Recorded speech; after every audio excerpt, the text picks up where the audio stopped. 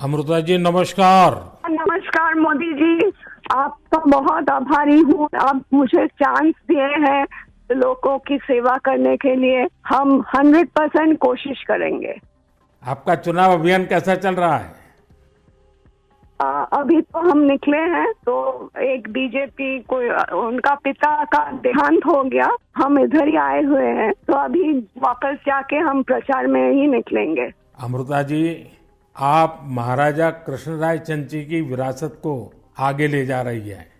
एक बात आपको हम शेयर करना चाहेंगे। हम क्या कह सकते हैं? जी जी जरूर, मुझे अच्छा लगेगा। ये जो महाराजा कृष्णचंद्र का हम फैमिली है तो उसका भी ये लोग विरोध कर रहे हैं। क्या बोल रहे हैं कि वो ब्रिटिश के साथ साथ दिया था, फिर वो मैंने हम लोगों को गद्दार समझते हैं। क्यों किया वो नहीं बोल रहा है। इतना जमीन दान किया, इतना सब लोगों के लिए किया, भलाई के लिए किया, वो सब नहीं बोल रहे हैं। लेकिन क्या बोल रहे हैं, तो हम बोला कि क्यों किया ऐसा महाराजा कृष्णचंद्र। अगर नहीं करते तो हमारा सनातन धर्म तो पूरा खत्म हो जाता है कि नहीं। तो वो बात है, क्योंकि तब का वो जो नवाब थे सिराजुद्दौला, तो वो तो बहुत अत्याचारी भ्रष्टाचारी थे। तो उसीलिए उन्होंने तो अकेला नहीं किया, बहुत सारे राजाओं के मिलन हुआ, उसके बाद सभी ने किया। जगत सेठ भी थे और राजाओं थे। तो उसी सभी के मेहनत से ये काम सफल हुआ। तो अगर नहीं होता आज हम हिंदू नहीं रह पाते।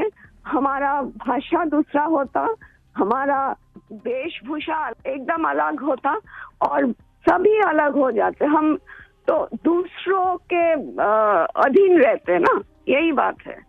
अमृता जी, बचपन में हमारे यहाँ हम लोगों को जो पढ़ाया जाता था उसमें कृष्णचंद्र राय की समाज सुधार का काम, बंगाल के विकास का काम, बंगाल के विकास के मॉडल, ये सब सुनने को मिलता था बचपन में। अब देखिए, ये वोट बैंक की राजनीति करने वाले लोग हैं तो बहुत ही अनाप शनाप आरोप लगाएंगे और 300 साल पहले की घटना निकालेंगे, 200 साल पहले की घटना निकालेंगे और बदनाम करने का प्रयास करेंगे। वे खुद अपने जो वर्तमान पाप है उसको छिपाने के लिए वो ऐसी चीजें ढूंढते रहते हैं। लेकिन जब भगवान राम की बात आती है, तो वो कहते हैं कि सबूत कहाँ है, इतनी पुरानी बात क्यों निकालते हो। लेकिन जब कृष्णचंद्र राय की बात आती है तो वो तुरंत निकालते हैं। तो इस प्रकार से उनके दोगलापन होता है और आपको इसका बिल्कुल मन में प्रेशर नहीं लेना चाहिए। आपने तो बंगाल का उज्जवल भविष्य और आपका स्वयं का जीवन भी लोगों के लिए रहा है। हाँ जी। और आपके सामने बंगाल की विरासत को बचाने की भी चुनौती है। और आप इसे कैसे देख रही हैं? आप? हम पॉजिटिवली देख रहे हैं। हमारा लड़ाई जो है लोगों का सेवा के लिए है, करप्शन हटाने के लिए है और वंचित लोगों के उपकार में आने के लिए है। आपने देखा होगा इन दिनों लड़ाई दो खेमों में बट गई है।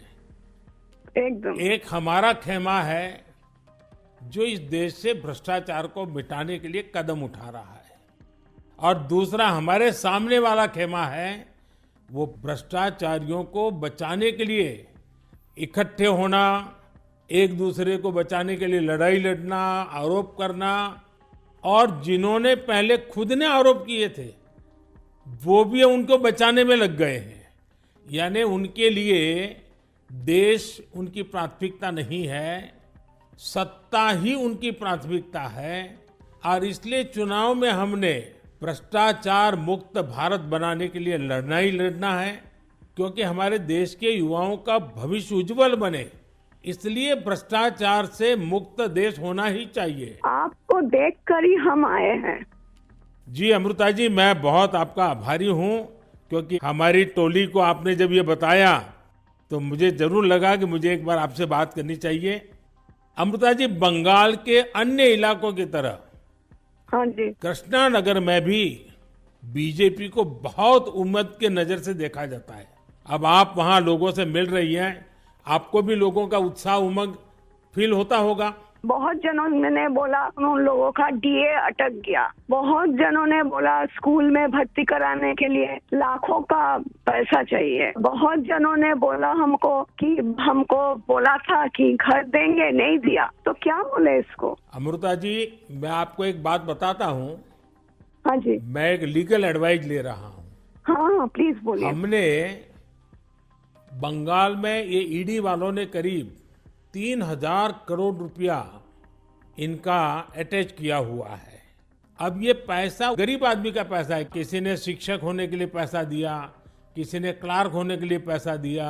वो सभी लोग जानते हैं। वो एकदम फेडअप हो गया, एकदम हाल छोड़ दिया। हम जो देख रहे हैं टीएमसी के ऊपर बहुत लोग नाराज है क्योंकि ये सब बहुत अत्याचार हो रहा है। तो मैं जो लीगल एडवाइस ले रहा हूँ, तो मेरी इच्छा ये है, अगर मुझे लीगल एडवाइस मिलेगी तो नई सरकार बनते ही जो भी कानूनी प्रावधान करना पड़ेगा, कुछ नियम बनाने पड़ेंगे, तो मैं ये जो 3,000 करोड़ रुपया है, जो गरीब लोगों का पैसा है और जिसने इस प्रकार का पैसा रिश्वत में दिया है, उन सबको मैं वापस पैसा करना चाहता हूं।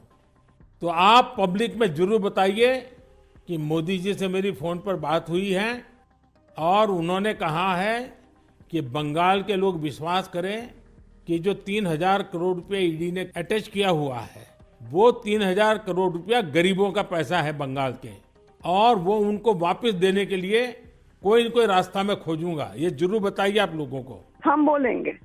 अमृता जी, पूरे बंगाल में बड़ी संख्या में लोग बीजेपी के साथ आ रहे हैं।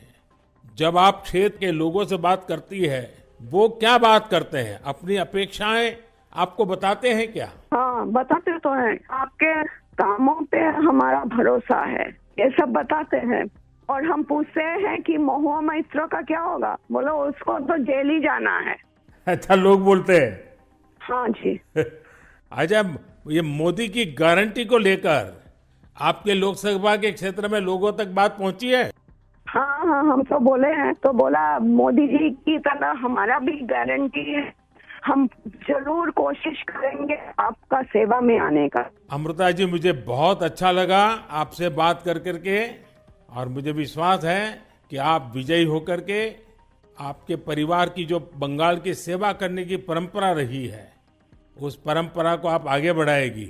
आपने चांस दिया है, इसलिए हम आभारी हैं। आपने ये चांस मुझे सौंपा है। बस आप जीत करके आइए, हम मिलकर के बंगाल के लोगों की बहुत सेवा करेंगे। और आप भी जीतने के बाद पहले 100 दिन में कृष्णनगर में क्या करना है, उसका पूरा काम निकाल के रखिए। मैं पूरी तरह आपके साथ खड़ा रहूंगा, और उसमें से जो भी काम भारत सरकार को करने होंगे, वो तुरंत कराने का हम प्रयास करेंगे। आपका आशीर्वाद मुझे चाहिए बस जनता का आशीर्वाद हम सबको चाहिए। जनता का आशीर्वाद ही हमारी सबसे बड़ी ताकत है। लेकिन आप मुझे गाइड करिए, ये हमारा रिक्वेस्ट है। नहीं, बिल्कुल हम संपर्क में रहेंगे, और मेरी आपको बहुत शुभकामनाएं हैं। बहुत बहुत धन्यवाद जी। नमस्कार।